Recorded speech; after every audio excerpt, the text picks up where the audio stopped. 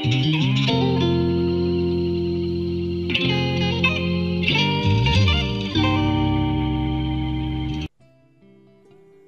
retrouvons notre classeur des 25 exercices corrigés, tome 2, avec cette fois-ci l'exercice numéro 13 et des voyages en train. Je clique sur le bouton rouge et voici mon tableau. Alors, je ne vais pas vous cacher que c'est un très ancien exercice que j'ai depuis des années et que j'ai remis au goût du jour, donc avec les années, et vous avez les dates sur le mois de juillet 2024, mais c'était à une époque où les voyages avec les trains en France étaient calculés, du moins les tarifs étaient calculés, en fonction des périodes. On avait des périodes rouges, des périodes blanches, des périodes bleues, et en fonction des jours de la semaine, des moments dans l'année, on n'a pas les mêmes périodes, il faut des frais de réservation également. Alors ceci est à peu près la même chose encore aujourd'hui, mais a été un petit peu simplifié. Mais j'ai gardé l'idée parce qu'elle est intéressante, surtout pour s'entraîner avec Excel, puisque nous allons travailler avec une nouvelle fonction qui est la recherche V. Alors je reprécise pour tout le monde, recherche V est une fonction qui a tout le temps fonctionné sur Excel, qui fonctionne sur toutes les versions d'Excel, donc sans aucun problème, elle permet de trouver une information à partir d'une autre, mais depuis la version Excel 365, et sur la version également 2021, nous avons une autre fonction qui remplace le recherche V, qui s'appelle le recherche X. Donc, dans le livre, effectivement, j'explique la recherche V en faisant un petit parallèle avec la recherche X pour ceux qui ont une version plus récente d'Excel. Par contre, ici, dans la vidéo, je vais faire l'exercice avec uniquement la recherche V. Tout d'abord, nous allons calculer dans la première cellule, ici en D13, nous allons calculer le total des kilomètres parcourus. Donc c'est tout simple, somme automatique, somme de D5 jusqu'à D12, je valide, je sais que je vais effectuer 2340 km. Ce qui m'importe maintenant, c'est de considérer ici, dans la colonne F, uniquement le jour de semaine de la date qui est à côté. J'ai fait deux petits tableaux en bas. Un tableau sur lequel j'ai numéroté de 1 à 7, de dimanche à samedi. Et pour chacun des jours, j'ai donné une couleur qui est ce qu'on appelle la période. Donc rouge, ça veut dire que y a beaucoup de monde. Bleu, ça veut dire qu'il y a un peu moins de monde. Blanc, wow, c'est super, il n'y a pas grand monde.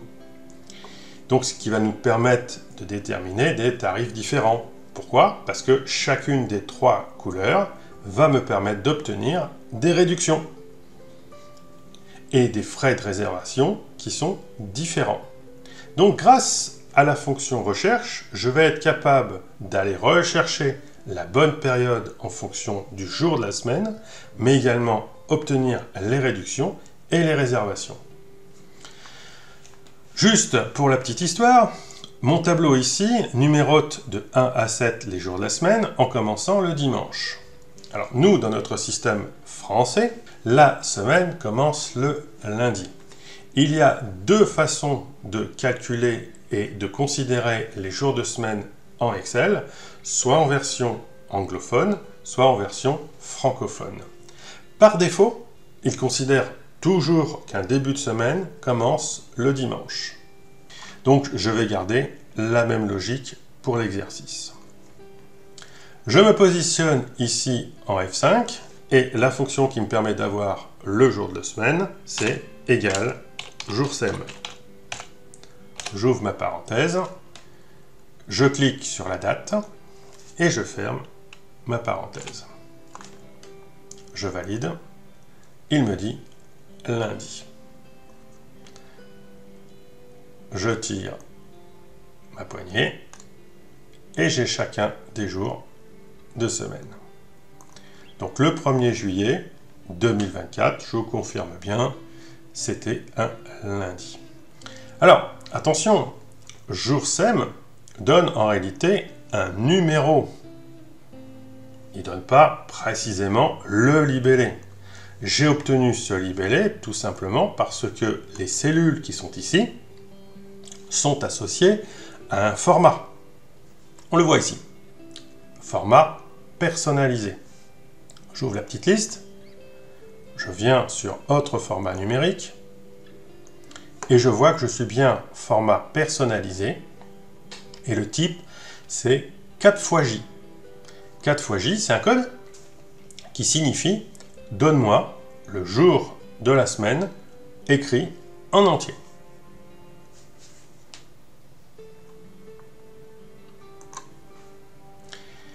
Maintenant que j'ai déterminé le jour de la semaine, je vais pouvoir aller rechercher la période. Ah, je vous rappelle, si j'ai lundi, lundi, il est là, lundi. Je veux obtenir bleu. Donc, il me faudrait le message bleu, ici, en G5. Alors, recherche V ne fonctionnera bien que si l'information que l'on recherche est dans la première colonne et rangée par ordre croissant. Or, je cherche lundi et je dois le chercher non pas dans la deuxième colonne, mais dans la première. Ah, c'est bizarre. Comment vais-je faire? Mais en réalité, la vraie information qui est dans la cellule F5, ce n'est pas lundi. Je vais vous le montrer. Je sélectionne tout ça et j'enlève le format personnalisé. Je reviens au standard. Donc, en réalité, la vraie information, c'est 2, 4, 5, 1. Donc, ce qui correspond bien aux données qui sont dans ma première colonne. C'est simplement un affichage des informations qui sont transformées grâce au format, mais le contenu contient lui-même une information qui peut être exploitée.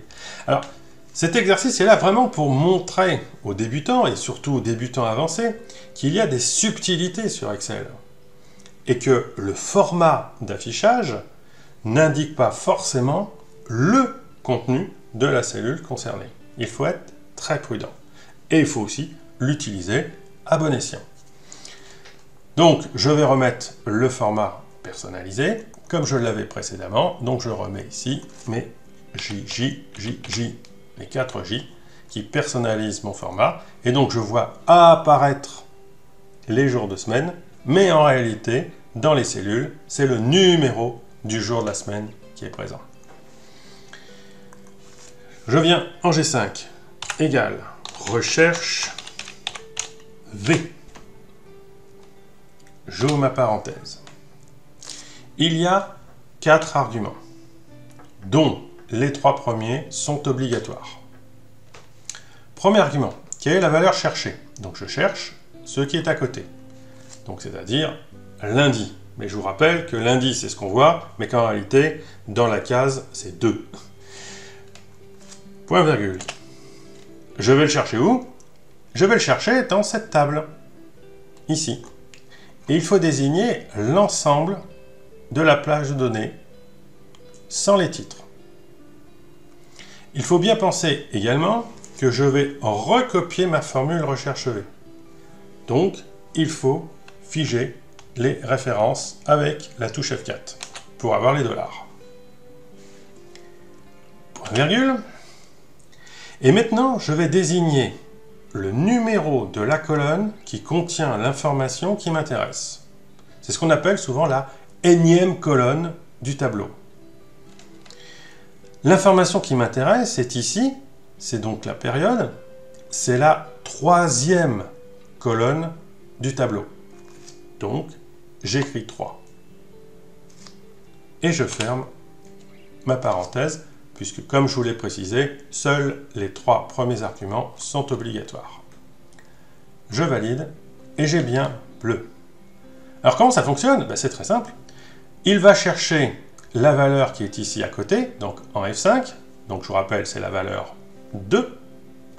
Il va la chercher dans le tableau, il trouve la valeur 2, et quand il a trouvé la valeur 2, je lui dis, tu prends l'information qui se trouve dans la 3e colonne. Et donc il compte 1, 2, 3, 3e colonne, c'est bleu.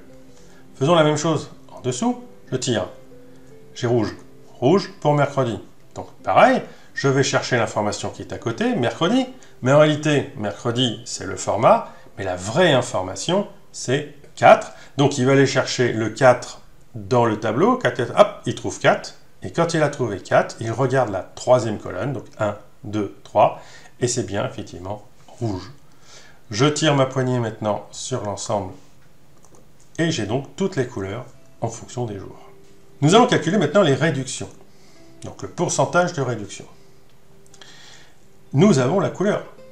Donc, puisque nous avons la couleur, nous pouvons utiliser le deuxième tableau avec les couleurs qui sont dans la première colonne. Égal, recherche V, parenthèse ouvrante. Je clique à côté en G5. Point virgule. Je désigne tout mon tableau, sans les titres.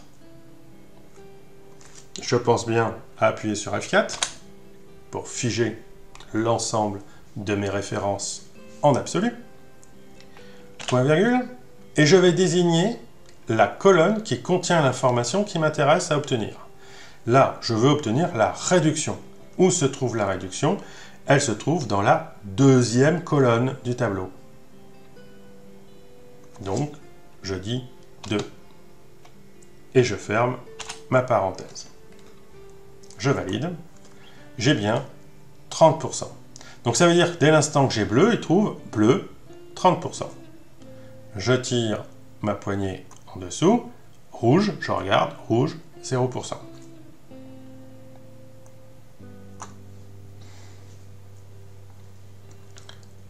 Refaisons encore la recherche V pour cette fois-ci trouver la réservation. Donc le montant forfaitaire de la réservation.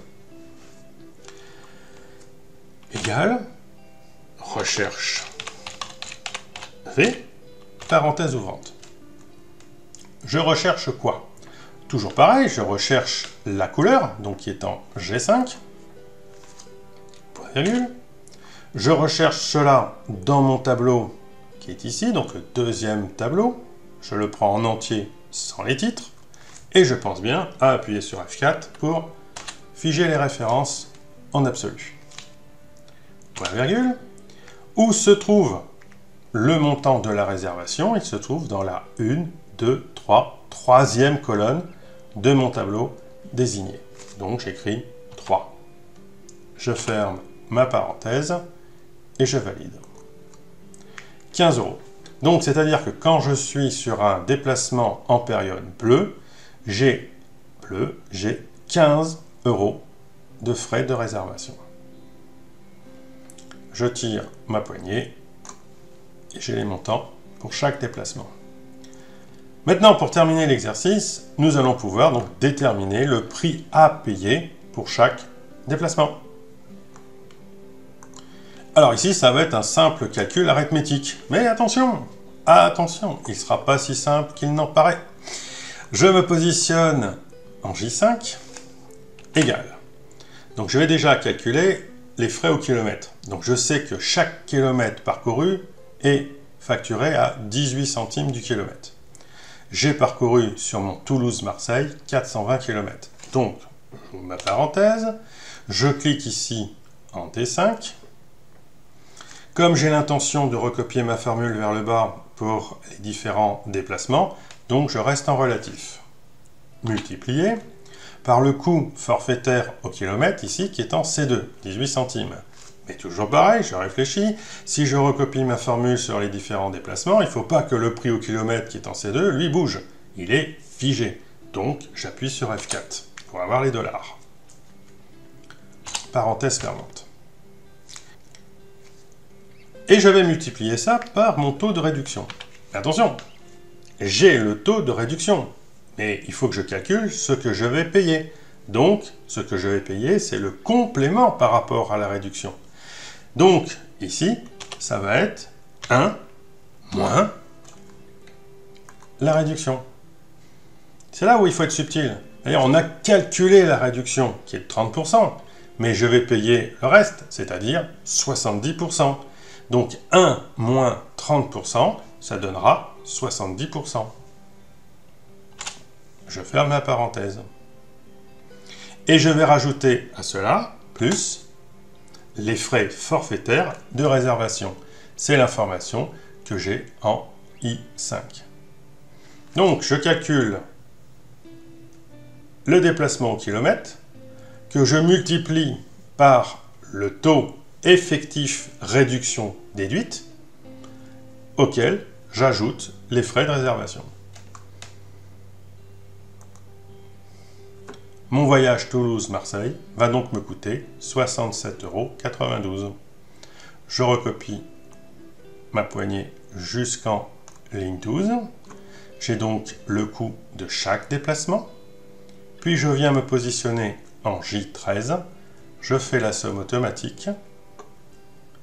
Et je valide parce qu'elle est juste. Et je sais que pour le mois de juillet, pour l'ensemble de mes déplacements, je vais avoir un coût de 437,34 €.